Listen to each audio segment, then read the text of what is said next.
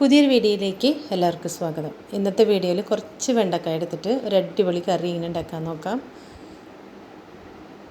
അപ്പോൾ അതിനായിട്ടത് ഇത്രയ്ക്ക് വെണ്ടക്കായ എടുത്തിട്ടുണ്ട്. കണ്ടോ, ഒരു പിടി വെണ്ടക്കായ. ഇത്രയും ഇല്ലെങ്കിലും കുഴപ്പമില്ല. ഇപ്പം ഞാൻ ഇവിടെ ഉള്ള കാരണം അടുത്തു നോളൂ കേട്ടോ. ഇതിന് മുറിച്ച് കൊണ്ടുവരാം. അപ്പോൾ അതിനെ പുഴുവൊക്കെ നോക്കി പുഴുവൊക്കെ ഉള്ളത് കളഞ്ഞ് ഇതേ മുറിച്ച് കൊണ്ടുവന്നിട്ടുണ്ട്. 2 പച്ചമുളക് എടുത്തിട്ടുണ്ട്. ഇതിലേക്ക് ലേശം മുളക് പൊടി, മഞ്ഞൾപ്പൊടി, ഉപ്പിട്ട് കൊടുക്കാം കേട്ടോ. അപ്പോൾ കറി വയ്ക്കുന്ന ഒന്നുമില്ലെങ്കിലും ഇത് മാത്രം മതി കേട്ടോ. അത്രയും ടേസ്റ്റുള്ള ഒന്നാണത്. ഇത് നല്ലോണം പുരട്ടിയിട്ട് ഒന്ന് ഫ്രൈ ചെയ്തെടുക്കാം. ഇതിപ്പോൾ ഇത് തന്നെയല്ല, വഴുതനങ്ങ, ഉരുളക്കിഴങ്ങ് ഇതൊക്കെ ഉണ്ടെങ്കിലും നല്ലൊരു കറി ഉണ്ടാക്കാം കേട്ടോ. കറിക്ക് അന്വേഷിച്ച് ബുദ്ധിമുട്ടേണ്ട ആവശ്യമില്ല. എന്താ വെക്കണമെന്ന് അന്വേഷിച്ച് ബുദ്ധിമുട്ടുണ്ട. ഇത് നമുക്കിതൊന്ന് ഫ്രൈ ചെയ്തെടുക്കാം.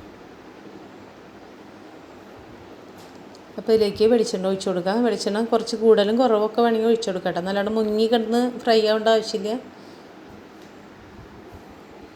ഇതിലേക്ക് ഞാൻ എല്ലാം ഇട്ട് കൊടുക്കുന്നുണ്ട് കേട്ടോ. ഒരുമിച്ച് ഇട്ട് കൊടുക്കുന്നുണ്ട്, അല്ലെങ്കിൽ കുറേശ്ശെ ഇട്ട് വറുത്തെടുക്കാം.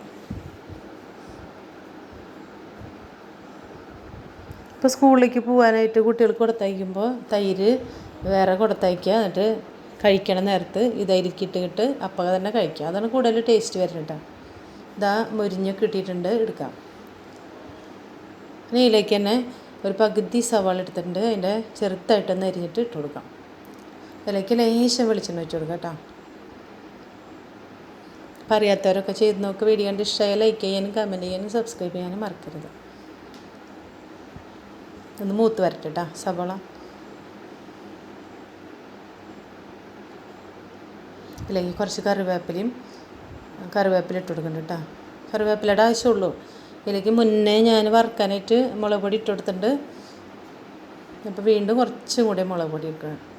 സവാളയ്ക്ക് ആവശ്യമുള്ള മുളക് പൊടി നല്ലോണം മൂത്ത് വന്നിട്ടുണ്ട്. ഇതിന് തൈരിലേക്ക് ഒഴിച്ചു കൊടുക്കാം. അപ്പോൾ പുളിക്കാത്ത തൈരാണ് ഏറ്റവും നല്ലത്. കട്ട തൈരാണ് കേട്ടോ.